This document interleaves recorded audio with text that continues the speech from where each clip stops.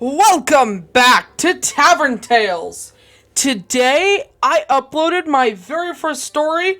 Now, this is on the Reddit, group, r/D&D stories. Go check it out if you'd prefer to read it, but I really hope you don't. I've never actually written anything for anything online like this, like storytelling, so it's probably not great, but I hope it's not worse than great. Or, no, that's wrong. I hope it's not worse than good, but it's not great. There we go. Alright, anyways. The Bullywug Lake and the Disappearing Man. My first D&D session ever. By you/Gupty556. This is my first D&D story I've ever written, and I appreciate any feedback you guys give me. This is a story about my first time ever playing D&D. Now, this was back about 2.5 years ago, when a friend, I'll call him Joss, invited me to a D&D game.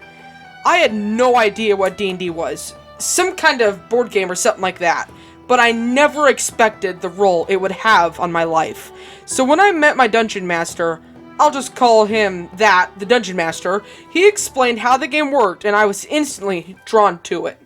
Now, when I was writing this story, I'm just gonna let you guys know, I tried to keep it fairly simple, so if you ever want the actual full story, I can, actually kind of do a just face-to-camera story of the whole thing, not reading script type thing, because I am actually just reading my script here. Anyways, continuing.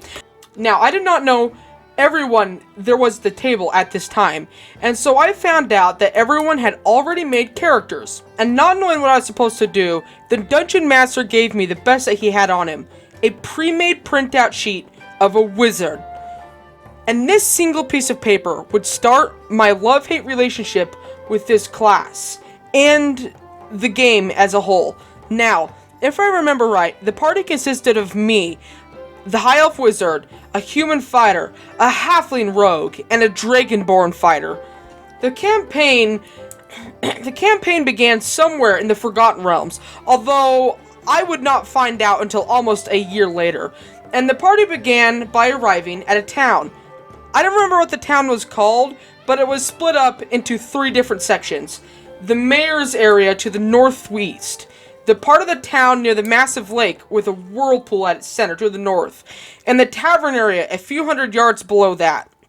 It was a small town with only a few buildings, more of a village. We arrived and went to the inn, got our rooms and stayed the night. Since most of us were brand new to D&D, we were heavily relying on the DM to guide us, as we did not know the full extent of the game, and so followed his leading like a train following his tracks. Anyways, the next morning, we headed out of the tavern, and the DM described the area around us. Around you see a multitude of buildings, and a river a few hundred feet away. There are 3 paths that lie before you, one leading to the river, one leading towards a large tower off in the distance, and one leading to a bridge to the north. After talking to the other players for a bit, we decided to go to the bridge to the north, as it was the closest thing to us. Now, this campaign took place after school in this teacher's classroom, and so he had his projector showing us the map of the area that we were in. And since we could see that the bridge led towards a massive whirlpool, we decided to head that way, as it looked the most interesting. As we crossed the bridge, we heard a scream for help, and we saw, up ahead, there was an old man standing in a rock in the lake, getting attacked by these large, grotesque, green, frog-like creatures. Seeing the old man in trouble, the party jumped to action and sprinted towards the old man. As we ran, we saw the old man get struck by a spear multiple times, and upon getting to the rock, we could see that he was unconscious, or possibly dead. After using up my spell slots on the creatures, we managed to get up on the rock above us and take a look at the old man. Whew, he was alive, but he was injured. As we tried to heal him, he said, "Thank you. I must warn you." I must warn you. All of a sudden, we saw 3 bullywugs erupt out of the water just feet away from us. Freaking out, the party ran over to finish him off, never letting the old man finish what he was saying. Then, after fighting the bullywugs, we turned back to the old man, but he was gone. Alright, so that was that story. It's a little bit rough, but with practice, I will get better at this. And so that was, session 1. Session 2 happened the next week.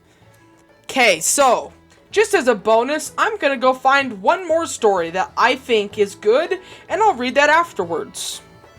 Okay, so, this one, again, an r/D&D stories, written by u/SmackyDePapa, says, how my party learned their lesson about being murder hobos. This is a homebrew I have been doing with some friends. It started pretty generically. Party meets in the tavern, hears that a child was kidnapped, and takes on the quest. It should be noticed that I knew my group well enough to make this call. So there was a burned mansion in the center of town that I promptly noticed when the campaign began. While looking for the kidnapper, they stumbled into a forest littered with fae that took them slightly back in time, just a week. Again, this is majorly homebrewed. So when the party realized they were back in time before the mansion was burned down, they decided to kidnap the child before they were kidnapped by the kidnappers. Logic. They brought her to an abandoned house outside town, where, forgive me if I say this wrong, shenanigans ensued. The druid decided to try to get the warlock to fall into a well by scaring him. He accidentally hit both the warlock and the little girl with a moonbeam. This ended up killing the warlock, but the girl survives. A Goliath barbarian comes out of the house to find a warlock dead and a little girl unconscious, and decides to put her out of her misery. He also didn't trust the 10-year-old little girl from the beginning for that reason. From there, the bodies are dropped into the well, and they leave back to the town to explore the mansion, which, at this point, was not burned down yet.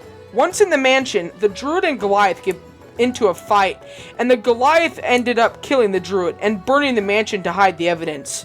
While he walked away and the other players started making new character sheets, I explained to them exactly what happened in this series of events. I told them that they got the quest to find the girl because they kidnapped her a week prior, and that the mansion was burned to the ground when they arrived because they also burned it a week prior before they first arrived. Wheel Hall had a good laugh, and they were all a bit surprised by how I knew they would act like total murder hobos. But it was a funny story, and it was kind of humbling when they realized that they were the true Big Bad Endgames afterwards. Alright, that is all I have for you today.